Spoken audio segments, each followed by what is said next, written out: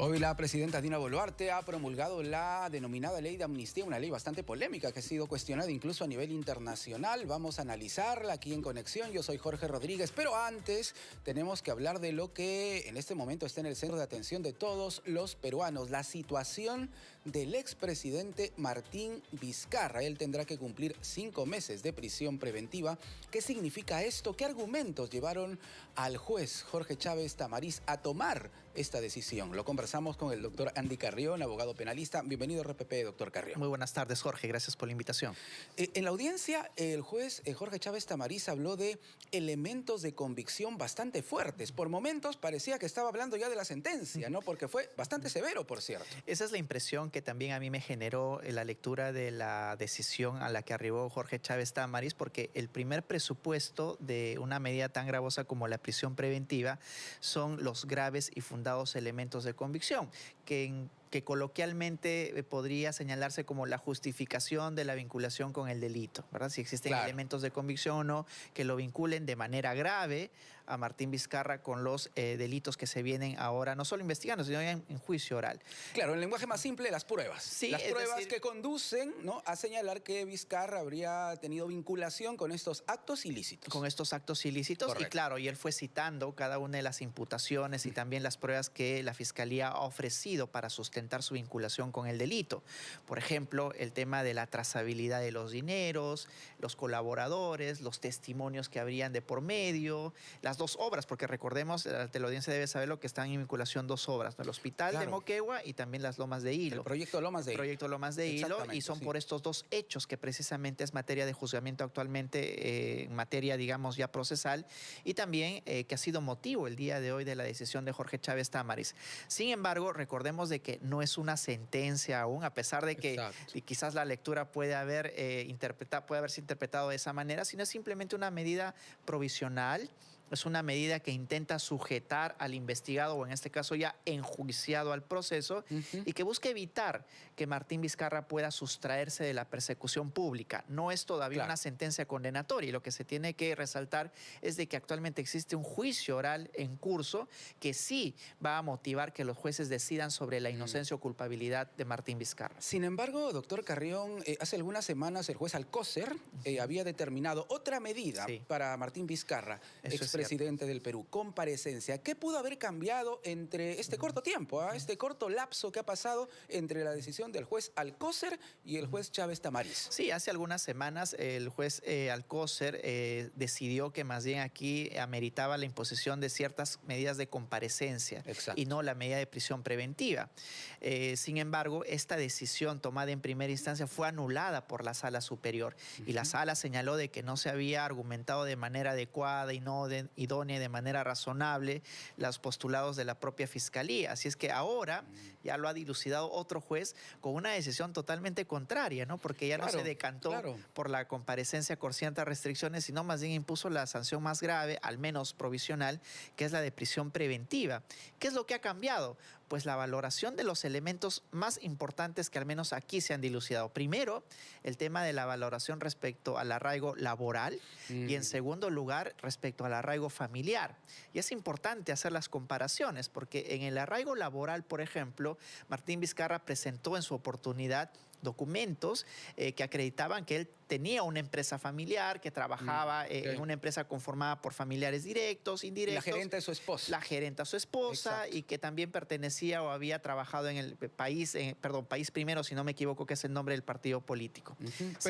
Perú Primero. Sin embargo, lo que ha hecho ahora el juez Jorge Chávez Tamariz es no solamente afirmar de que sería sospechoso de que se genere o se trate de instrumentalizar ciertos ámbitos laborales familiares para sustentar dolosamente un arraigo laboral, es decir, que fue ad hoc, dolosamente estructurado para inducir error a la judicatura, y él lo relaciona simplemente con un peligro de obstrucción, a pesar de que únicamente se concentró en el tema del arraigo laboral. Y en el tema del arraigo familiar, el razonamiento es mucho más sencillo. Señaló de que no existen personas dependientes de Martín Vizcarra y que, por tanto, no habría necesidad de que él afronte algún tipo de obligaciones familiares y no se configuraría el arraigo familiar.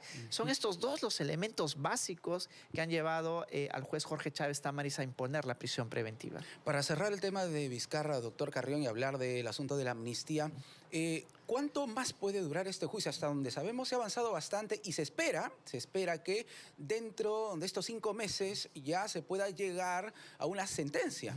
De hecho, las proyecciones apuntan a que tomaría 1 a 2 meses como máximo. 1 a 2 meses, como máximo que culmine el juicio.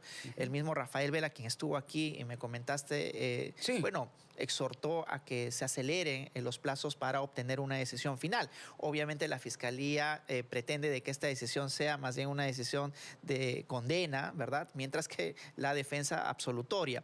Sin embargo, en el peor de los supuestos, digamos que las audiencias se prolonguen, no creo que esto supere los 3 o 4 meses. Es por eso que el juez impuso 5 meses de prisión preventiva, porque él hizo un cálculo en el peor de los supuestos del plazo que implicaría obtener una decisión de fondo, es decir, condenarlo o absolverlo. Muy bien, hay que estar atentos entonces al proceso que va llegando a su fin. Pero tenemos que hablar también, doctor Carrión, de la ley de amnistía que ha sido promulgada ya por la presidenta Dina Boluarte. Una ley bastante polémica que ha sido cuestionada a nivel internacional. A grandes rasgos, ¿qué significa una amnistía? Sería bueno, por favor, explicarlo, porque este término se puede prestar también a muchas interpretaciones. Bueno, la amnistía es una figura jurídica que implica ciertos beneficios. Por ejemplo, está relacionado con el término amnesia, es decir, el olvido, el perdón de los delitos que han cometido las personas. La amnistía puede implicar diversos delitos y diversos actores o destinatarios, pero que en buena cuenta significa, coloquialmente hablando, la extinción de la sanción que vienen cumpliendo, tanto si se ha emitido una sentencia condenatoria o si vienen siendo procesados o investigados. La amnistía la tiene que otorgar el Congreso de la República y el indulto lo otorga la Presidencia, el Ejecutivo. Solamente el Ejecutivo. Solamente el Ejecutivo. Claro. Recordemos de que la medida de indulto la tomó Pedro Pablo Kuczynski a favor de Alberto Fujimori en su oportunidad. Otra medida bastante polémica. Bastante polémica, pero la amnistía únicamente la puede otorgar el Congreso de la República, pero que tiene que ser promulgada por el Ejecutivo. Es por eso que el día de hoy hemos visto a la Presidenta de la República firmar este proyecto de ley y simplemente otorgar la amnistía. Y ahí viene lo polémico.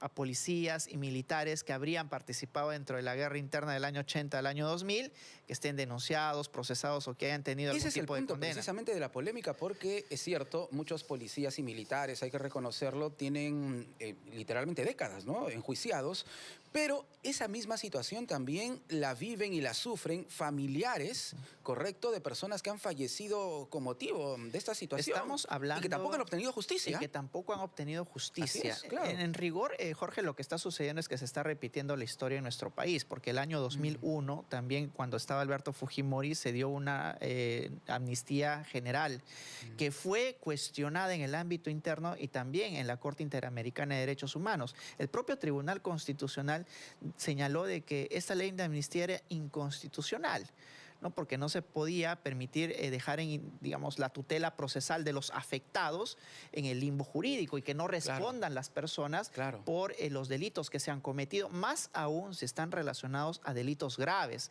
delitos de violación de derechos humanos, como desaparición forzada, el delito de genocidio, entre otros.